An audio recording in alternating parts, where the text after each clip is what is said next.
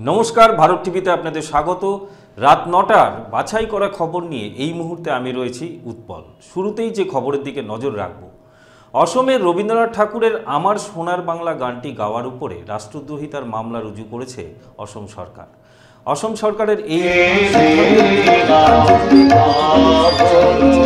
সাংস্কৃতিক প্রেমী মানুষ রায়গঞ্জ এবং ইসলামপুরে রবীন্দ্রনাথের মূর্তির পাদদেশে আমার সোনার বাংলা গানটি গেয়ে তার প্রতিবাদ জানালেন প্রগতিশীল প্রতিবাদী সাংস্কৃতিক মঞ্চের সদস্যরা।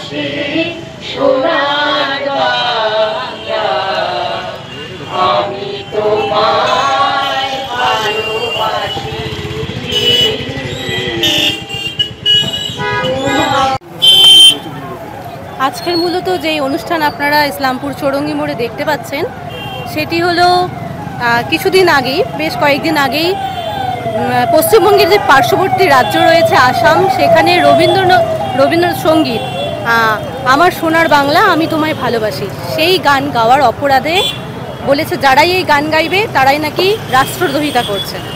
এবং সেই কারণে যেখানে রবীন্দ্রনাথ আমাদের বিশ্বের কবি, আমাদের দেশকে বিশ্বের দরবারে গৌরবে এনে দিয়েছে, সেখানে কি করে রবীন্দ্রনাথের গানকে বলা হচ্ছে যে রবীন্দ্রনাথের গান গাইলেই রাষ্ট্রদ্রোহিতা করা হবে। এবং কিছুদিন আগে আপনারা নিশ্চয়ই জানেন যে ইসলামপুরের যে কোর্ট ময়দানের পাশে রবীন্দ্র স্ট্যাচু রয়েছে, সেখানে রবীন্দ্রনাথের মূর্তিতে রবীন্দ্রনাথের চোখে কালো কাপড় দিয়ে ঢেকে দেওয়া হয়েছিল।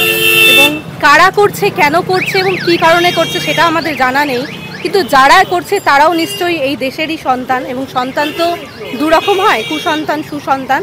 নিশ্চয়ই দেশের কুসন্তান হবে, না হলে পরে কখনো যারা দেশের গৌরব, যারা দেশের মনীষী, তাদেরকে কখনো এইভাবে অপমান করতে পারে না।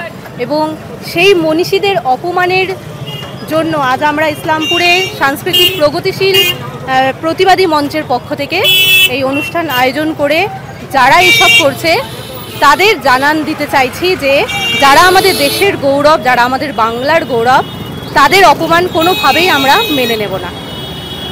তৈরি করা হচ্ছে এবং পরিযায়ী শ্রমিকদের নিয়ে যেভাবে বাংলা ভাষায় কথা বললে তাদেরকে ধরে পাচার করে দেওয়া হচ্ছে, এমনকি জেল পর্যন্ত হচ্ছে। এই অবস্থাটা থেকে কোনো রকম সীমানা হতে পারে না।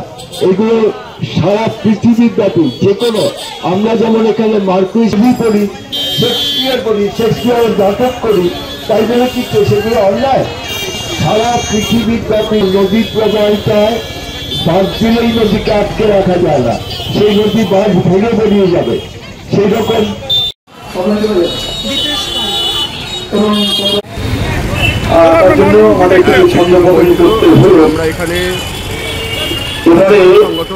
আজকে এই দিন প্রসঙ্গে, আজকে প্রতিবাদ এর বিষয় প্রসঙ্গে প্রারম্ভিক বক্তব্য রাখবেন আমাদের জেলার অন্যতম কবি আশিস সরকার এবং আমাদের সেই অংশের মানুষ, অর্থাৎ বিজেপি অংশের মানুষ, তারা যখন বলে যে এই রাজ্যে ক্ষমতায় এলে পরে এই গানটাকে তারা ব্যান করে দেবে, আমরা এর বিরোধিতায় আজকে গোটা রাজ্যের সাথে সাথে আমাদের এই জেলাতে এই কাজ করছি।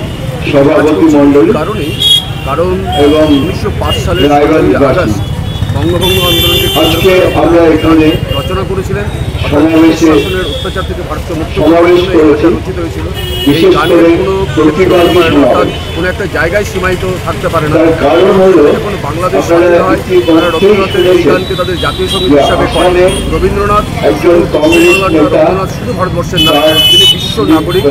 তার কবিতা, তার গান, তার উপন্যাস গোটা বিশ্বজুড়ে রচিত হয়, পঠিত হয়। স্বাভাবিকভাবে রবীন্দ্রনাথকে অবজ্ঞা মানে হচ্ছে আমাদের সংস্কৃতিকে অবজ্ঞা করা, ফলে তার বিরুদ্ধে মানুষকে সচেতন করা এবং এই ধরনের কথা যারা উদ্রেক হয় মানুষের ভাবে আজকে আমাদের আমরা গান, কবিতা, বক্তব্য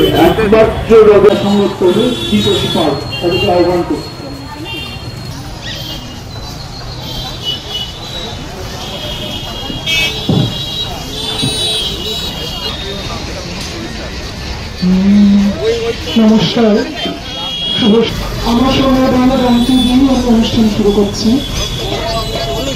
একটু স্বীকারোক্তি করে নিই যে আমি জগন্নাথ ভান্ডারে কিছু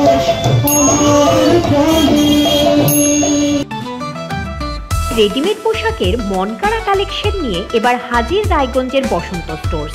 একই ছাদের নিচে পেয়ে যাবেন লেহেঙ্গা, চুড়িদার, শাড়ি, ব্লেজার সহ ছোট বড় সবার মনের মতো পোশাক। তাই আর দেরি নয়, আজই আসুন বসন্ত স্টোর্সে। আমাদের ঠিকানা বিধাননগর মোড়, NS রোড, রায়গঞ্জ, উত্তর দিনাজপুর।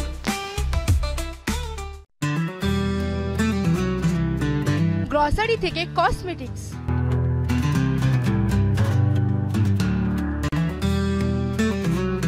আপনার যে কোনো প্রয়োজনীয় জিনিস পেয়ে যাবেন একই ছাদের তলায়। আমাদের ঠিকানা LIC মোড়, রায়গঞ্জ, উত্তর দিনাজপুর।